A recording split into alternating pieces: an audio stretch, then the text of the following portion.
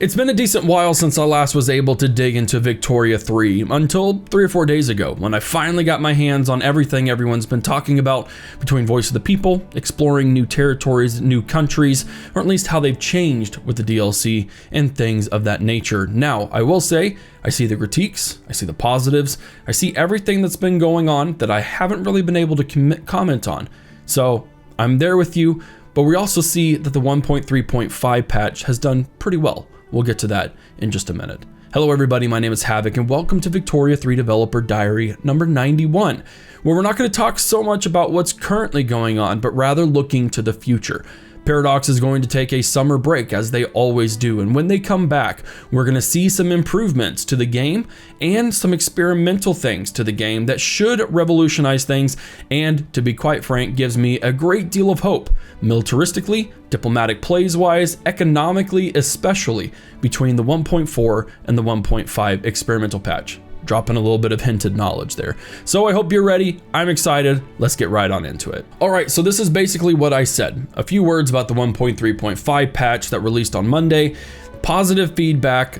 A few issues that we're seeing there. These are not all planned improvements to the Voice of the People. More love to France in 1.5. That's great.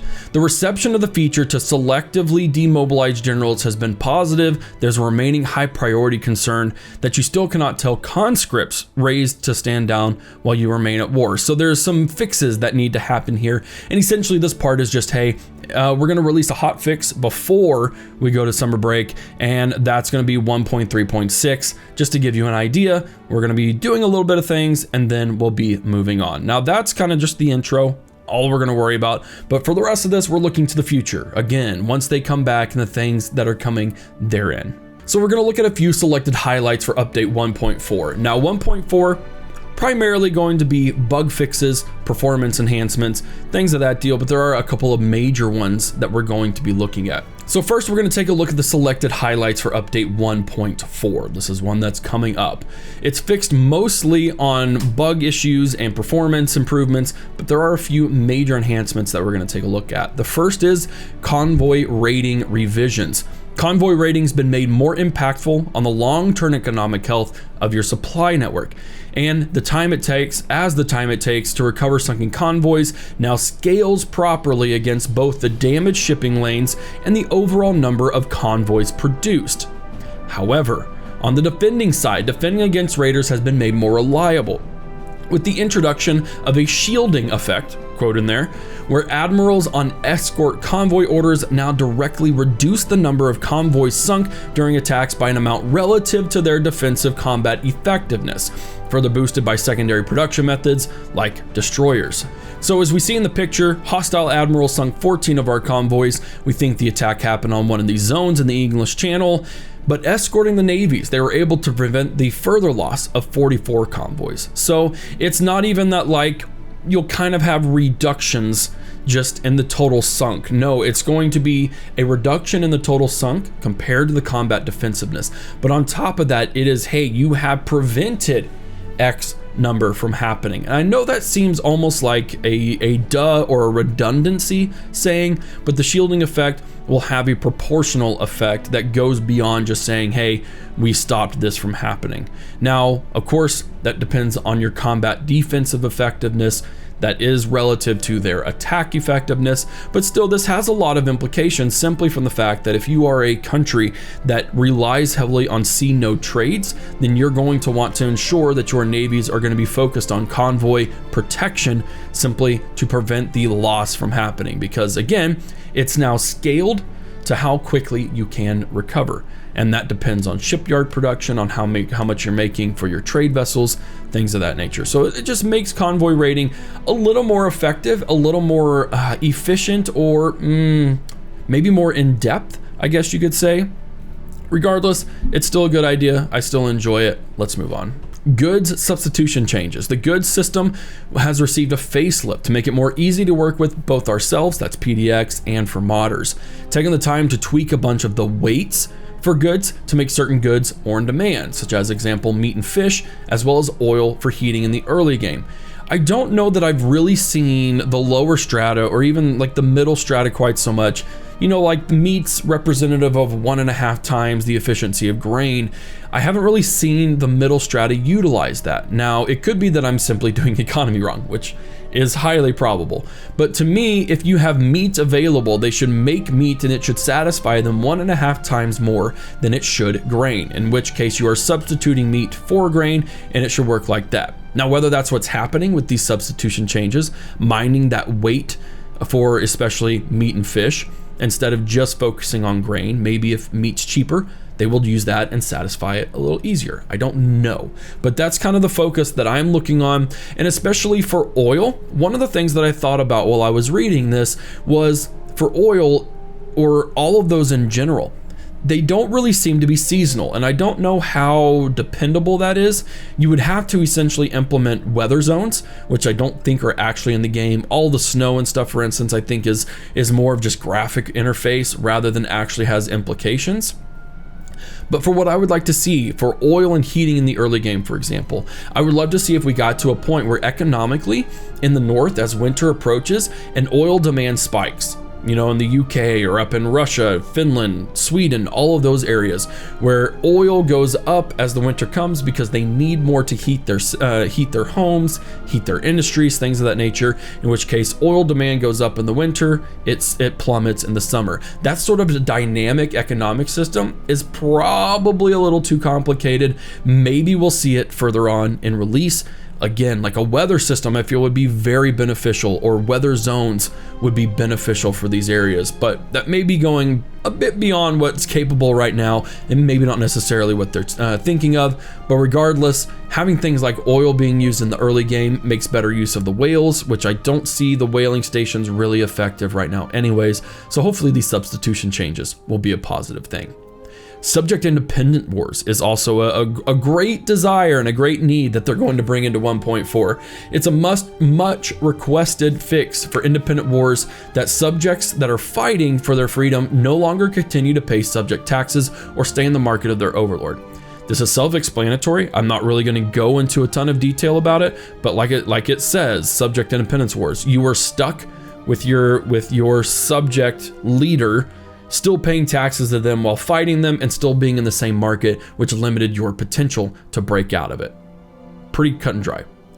And then last but certainly not least, imperialist AI revisions. The AI of imperious colonial powers in 1.4 has been made more inclined to go on certain overseas adventures, such as opening up Japan's market, and also less inclined to support unrecognized powers against the aggressions of their fellow imperialists, unless they have a strong reason to do so, such as an alliance, desire to seize that land for themselves, etc.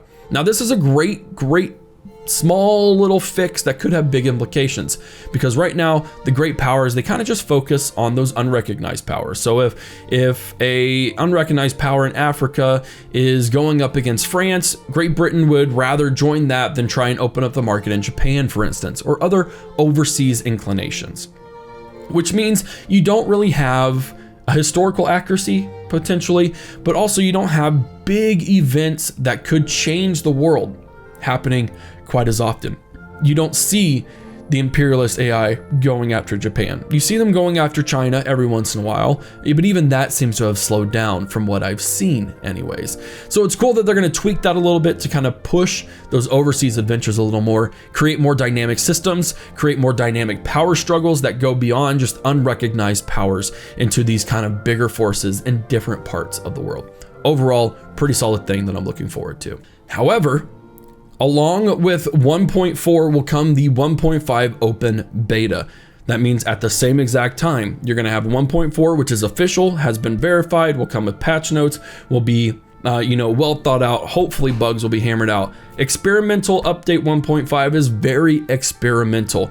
It will be very early in development, and as such is going into its own separate branch. However, I will say that if you read this and if you watch the rest of the video, you're going to want to dig into 1.5 no matter what state it's in. As I mentioned, these changes that are coming in 1.5 will affect things militaristically, they will affect things diplomatically, and they will affect things economically.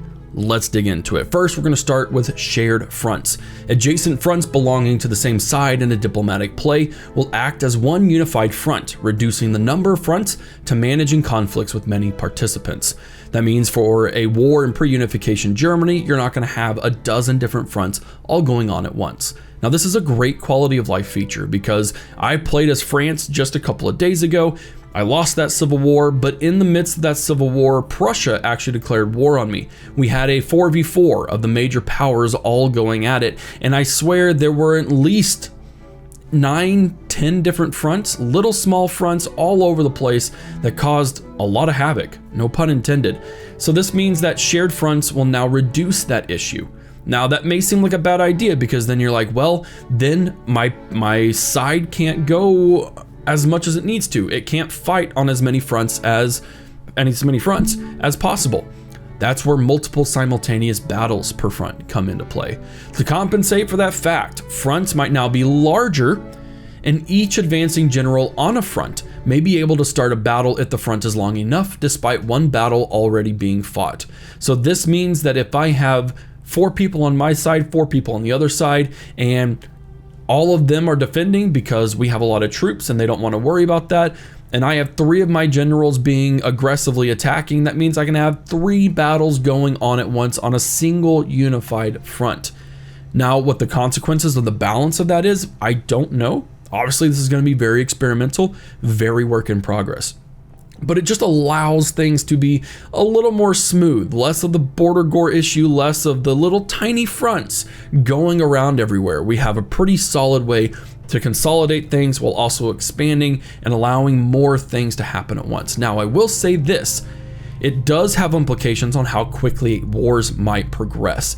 If we have 3 different battles going along the same front and we continually win, along with that pushing objective, then that means that potentially we have the option to push deeper into territory faster without having all those awkward different fronts and awkward battles going on.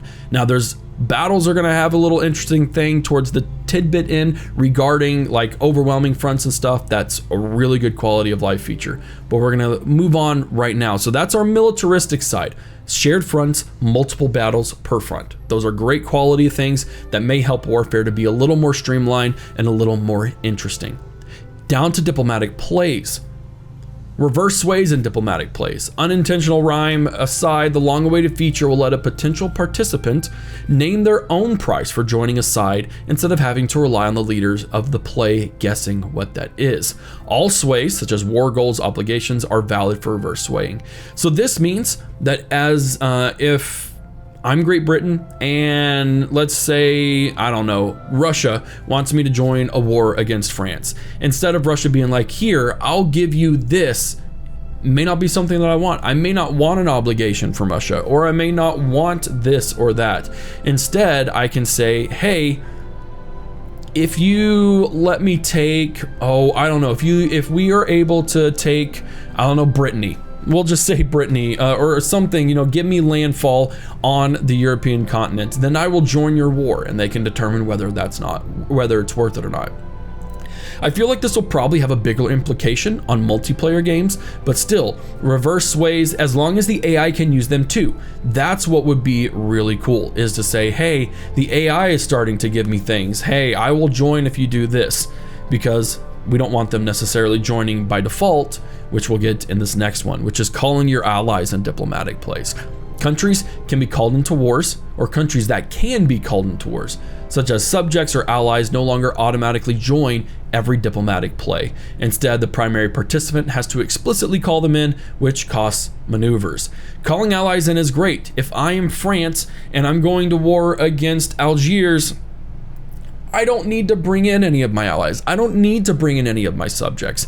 And so that prevents them from overstraining their resources, which I may need in a future war or something to that effect. But it also just makes it to where sometimes I just want to do a war by myself. Let me do it by myself. So that's cool that we have to call in our allies and that it costs maneuvers.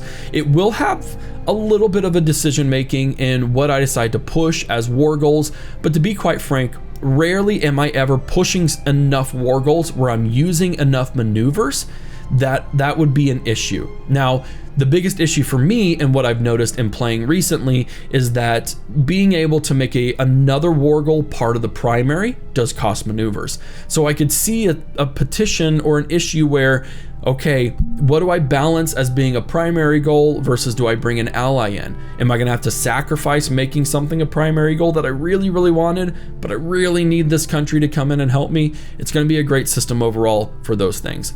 But on top of that, we have numerous new sways to offer or request in diplomatic plays, including offering or asking for state subjects and diplomatic deals such as bankrolling or joining a customs union. This is as cut and dry as it sounds. You can additional ways to influence people, to sway them in great, fantastic ways, which are going to be very, very helpful in determining and helping other countries want to join you. It's no longer just, I'll give you an obligation. It's no, I will ask for war goals, or I will give you a war goal. I will become your subject. I will sign a diplomatic defensive pact with you. I will transfer a state over to you if you help me. It's things of that nature, and that's going to really help make diplomatic plays a bit more diverse. Allow the player to actually have to think about potentially what they want to offer, what they're willing to give up during a diplomatic play, and whether or not it's really worth bringing in an ally or potentially taking off someone to where they would forcibly join the other side. So we have our militaristic stuff, we have our diplomatic plays. This is economic side, and I have to say I am really, really excited about this. Probably a bit more than I should be, but also if this works out, it will have fundamentally different changes to your economic system. Now, I'm not gonna lie, before the game released, I thought local price variation was something that would occur in the base game. Apparently it doesn't. If grain is 43.8 pounds in Normandy, it's 43.8 pounds in Aquitaine, in Burgundy, in Brittany, it doesn't matter. But in the 1.5 experimental branch, goods production consumption will now always have a local effect no matter how good your market access is. This leads to natural synergies, where having your steel mill in the same state as your coal and iron mines makes for a more profitable operation of all three buildings than if they are distributed across the nation. On the other hand, building a textile mill in a state with cotton plantations but precious few pops to buy their luxury clothes might be the worse for the textile mill than building it in a major population center with loads of demand. So this image is looking at wine local prices in the French market, and you'll see there in the middle over there it has the local prices. So we're going to have French market local prices applications, and we can see here that Poitou-Saint-Jean, Guyenne, I'm butchering these French things, I'll say Burgundy, Aquitaine, Brittany, Normandy, you're seeing price differentials there. Now, one thing that I will mention is that this has a huge drastic effect to your economy and will have really positive or negative, but mostly positive effects towards your standard of living. Now, let me present this situation. I was playing as Brazil just a little bit ago, actually, yesterday. And one thing that I noticed is that one of my states really, really, really needed grain 100 times more than another state did. And they were actually pretty darn poor. Now, what I could do is I could simply just overproduce across all my states. Market access works. That way everyone's getting the same amount and we're all good. Or I could simply build some grain farms inside of that state alone, and that would produce everything that individual state needs. They get that market access quicker, they get it sooner, and they get it for a reduced price. If they are getting it for a reduced price, their standard of living goes up because they're not spending as much, which means their dissidence, their radicalness will go down and effectively increase that everywhere else. Now, take that and apply it across everywhere. We have wine here, but think of something even just like clothes, like they said. If you have a cattle farm and you have a clothing factory right there in the main population where a lot of your aristocrats are, their quality, their price point of luxury clothes is going to be cheaper than somewhere else that does not have that local access. Now, again, I feel like this might revolutionize your economic system because it will kind of force you to specialize. That specialization hasn't exactly been here. I've been playing, honestly, like it does, but matter of fact, the local price probably doesn't. So that will allow things to happen easier faster and more cheaply. If your construction centers are in the same place as your tool production, it's going to be cheaper. If your motor industry is in the same state as your steel, it's going to be cheaper. That has just economic implications across the board, to where you're no longer having to just build across to distribute populations, to distribute infrastructure, and it really allows for that specialization that I'm very, very, very excited for if it works properly. I'm hoping it does, because to be quite frank, local price variation is something that I'm looking forward to the most, and the main reason why I'm playing 1.5. Now, if local price variation is the reason that I'm excited for 1.5, new building and production methods is the number 2 reason for it. Several buildings have select functions split off into their own dedicated building structures, and many production methods have been added and rebalanced. The end result is to make it easier for you to balance your economy without having to use trade to export excess production. Now, this is specific to when I played as France. One of the things that I first did as France when I booted it up a few days ago to tackle the DLC was that I had tons and tons of grain farms, but I was heavily deficit in grain production, and that's because by default it's automatically set to vineyards and to produce that alcohol. So what I actually did is I set, I think, like half of them back to grain, so that way I could actually make more money, reduce the cost of grain, which increase the standard of living for my pops, which I cared more about than making money off of those exports. Now, something like a vineyard has its own dedicated building system, which I think is great. Grain farms didn't sometimes mix with vineyards, like vineyards, especially in France, were their own dedicated branch and industry on their own. So having a vineyard on its own is great. What would be really cool is if it had a production method of different types of bottling systems. If it had wine by the barrel and it consumed wood, or wine by the glass and it consumed glass, either of which were more expensive than the other, etc., etc. But regardless, to have new production and new buildings and production methods is going to be great. I would be interested to see if there's a list of new systems, because off the top of my head, I can think of maybe grain production. I wouldn't think clothes or furniture would ever do that. To be quite frank, I thought clothes and furniture would kind of be under the same thing in the first place. But I don't really know what else would be considered under different branches like that, because I don't really play in that area, or in that way, I guess you could say. Maybe if it was something like cigars, tobacco, make cigars or cigarettes, or maybe alcohol, because you can produce alcohol through the grain farm. Maybe there is a wheat still or something like that, where it creates its own alcohol branch, things of that nature. But regardless, I'm excited to see what happens, what new buildings and production methods they're proposing, and just how balanced they're going to be. Overall, it's a great decision. I think it will not overwhelm you, but I think it will provide ways to where I'm not constantly having to look down under that drop-down menu to see what production methods I have across a variation, because I use them for very different things than what the standard is, or I just don't simply put all of them under the same production method. Now, we've gone over military, diplomatic plays, and economy, but there are a couple of more army-centered focus things, not just military, but army focus. And I think these two last things are one of the more important ones that might really change warfare into a positive direction.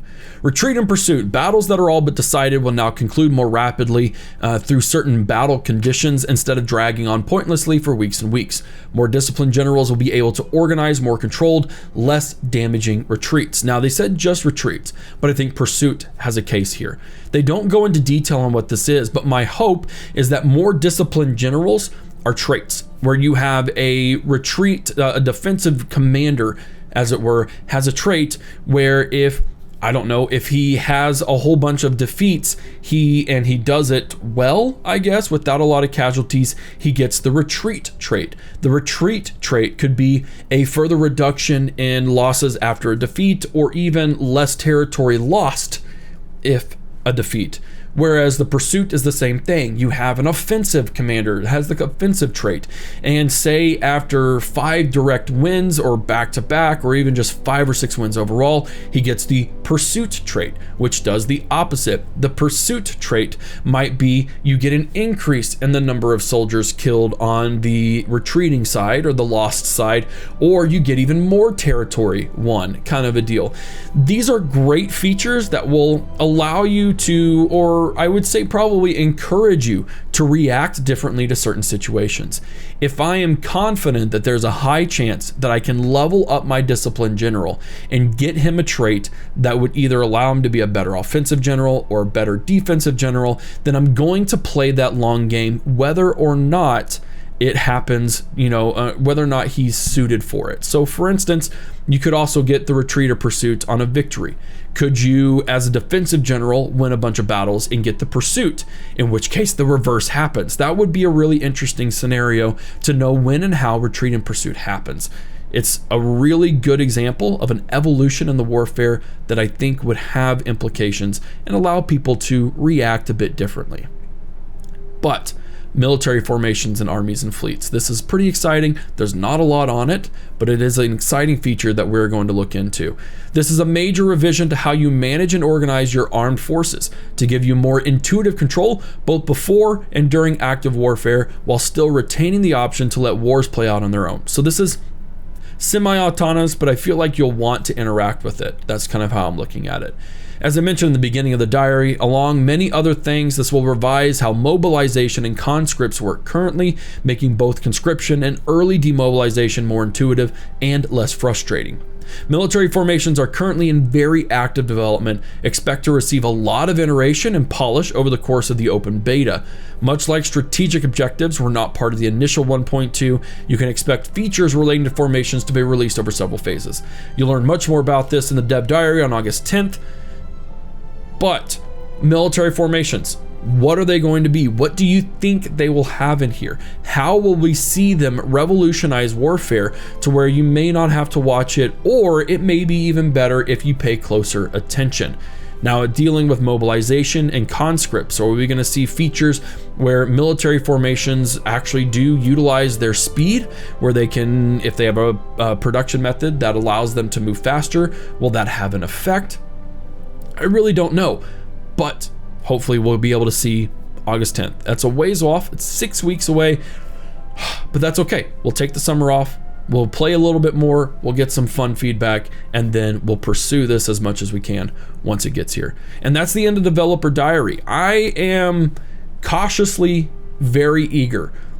I'm honestly more excited about 1.5 than I feel like I am about 1.4, but I have to realize and contain myself knowing that 1.5 is going to be heavily experimental. So what do you guys think? Do you think 1.4 has enough juice in it to really kind of jumpstart and kickstart things into gear? And do you think 1.5 will enhance that even further?